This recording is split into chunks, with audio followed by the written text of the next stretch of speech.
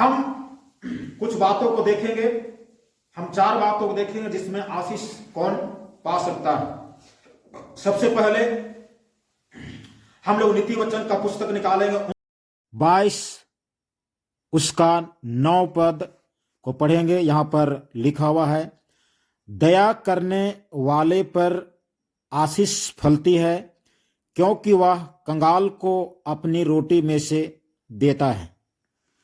तो दया करने वाले पर जो है परमेश्वर का आशीष होता है। जिसके अंदर में दया हो, दयालुता है, उसी को परमेश्वर आशीष देता है। दया का उल्टा निर्दय होता है। जिसके अंदर में निर्दयता है, दया नहीं है, उसको परमेश्वर आशीष नहीं देता है। क्या हमारे जीवन में भाई बहन, माता पिता या किसी इंसान के प्रति या हर एक जीव जंतु के प्रति क्या दयालु है, दया है हमारे अंदर? किसी को देख करके दयालु आता है? अगर दयालु आता है तभी परमेश्वर आशीष देता है। दया का मतलब मात्र दया सोच लेने से नहीं, परंतु दया आने के बाद में भूखे को रोटी देना, दया आने के बाद में नंगे को कपड़ा देना, दया आने के बाद में उनको जो जरूरत है और हमको हमारे पास में देने के लिए कुछ उनके लिए कुछ है तो हम दे सकते हैं, तब जो है हमारे अंदर में दया है, ये हम मानेंगे और समझेंगे और ये साबित होगा कि हमारे अंदर में दया होता है। और यदि हम में दया नहीं हो और हम दया करने के बाद में दयालुता वाला जो काम होता है यदि उसको ना करें तो हमको परमेश्वर आशीष नहीं देगा। तो परमेश्वर उसी को आशीष देगा जिसके अंदर में दयालुता है और दया करता है उसी को। ये पहला नंबर है जो दया करने वालों को परमेश्वर आशीष देता है। उसके बाद में दूसरा नंबर में है परमेश्वर के डरवैयों को या परमेश्वर के भय में चलने वालों को परमेश्वर आशीष देता है। हालेलुया। हम लोग निकालेंगे भजन संहिता 115, भजन संहिता 115 उसका 13 को पढ़ेंगे। क्या छोटे क्या बड़े जितने यहोवा के डरवैये हैं वह उन्हें आशीष देगा।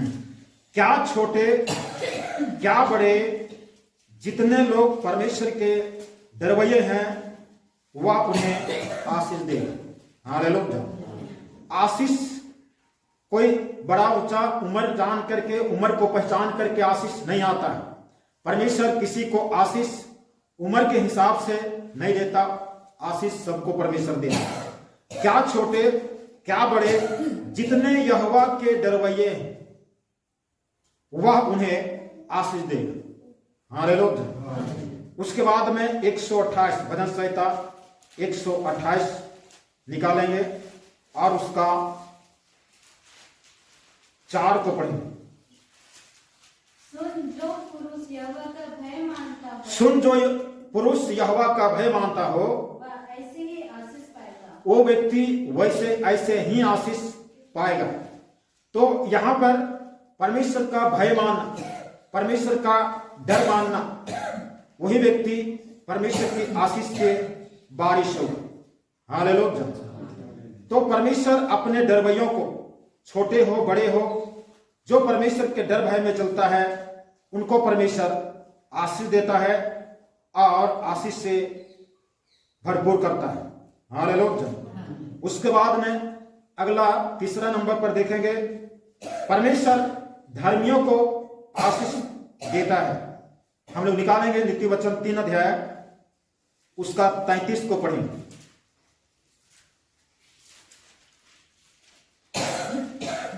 दुष्ट के घर पर यहोवा का श्राप, दुष्ट के घर पर यहोवा का शाप और धर्मियों के वास स्थान पर उनकी आशीष होगी। धर्मियों के वास स्थान पर उसकी आशीष होती है। हालेलुया। दुष्ट के घर पर या उसके वास स्थान पर यहोवा का श्राप आता है, आशीष नहीं श्राप आता दुष्ट के घर में।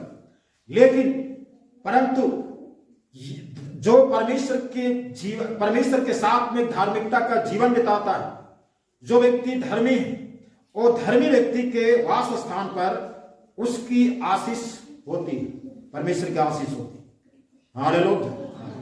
परमेश्वर की आशीष पाने के लिए हमें धर्मी व्यक्ति बनना है, धार्मिकता का जीवन बिताना है, ताकि परमेश्वर हमें आशीष दे। उसके बाद में चौथा नंबर में है, जो परमेश्वर की आज्ञा पालन करते हैं वे व्यक्ति आशीष के बारिश होते हैं। हालेलुया। हम लोग व्यवस्था विवरण का पुस्तक 28 अध्याय उसका 1 और 2 को पढ़ेंगे। यहां पर लिखा हुआ, यदि तू अपने परमेश्वर यहोवा की सब आज्ञाएं जो मैं आज तुझे सुनाता हूं चौकसी से पूरा करने को चित्त लगाकर उसकी सुने, तो वह तुझे पृथ्वी के सब जातियों में श्रेष्ठ करेगा। फिर अपने परमेश्वर यहोवा के सुनने के कारण ये सब आशीर्वाद तुझ पर पूरे होंगे। हालेलुया। क्या लिखा हुआ है?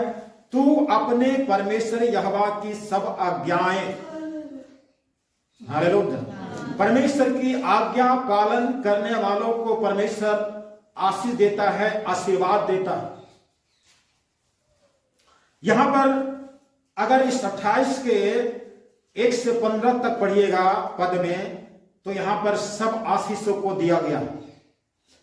कहा है यहां पर खेत में, खलियान में, घर में, पाले पोसे जीव जंतु पर, बिजनेस पर। इसके साथ में हम घर से बाहर, जो बाहर काम करने के लिए जाते हैं, दूसरा राज्य में जाते हैं, उनके विषय में लिखा हुआ, तुम बाहर भी जाओ तो वहां भी तुम आशीषित रहो। हालेलुया। लेकिन कब होगा? जब हम परमेश्वर की आज्ञा को मानेंगे तब होगा। हालेलुया। तो हम लोग यहां पर 4 बातें देखें कि जो दया करता है वो आशीष पाते हैं। उसके बाद में दूसरा नंबर में जो परमेश्वर का भय मानते हैं या परमेश्वर के डरवैये हैं उनको आशीष परमेश्वर देता है। और आगे लिखता है अगला तीसरा नंबर में, जो व्यक्ति धार्मिकता का जीवन बिताता है वो व्यक्ति को आशीष परमेश्वर देता है।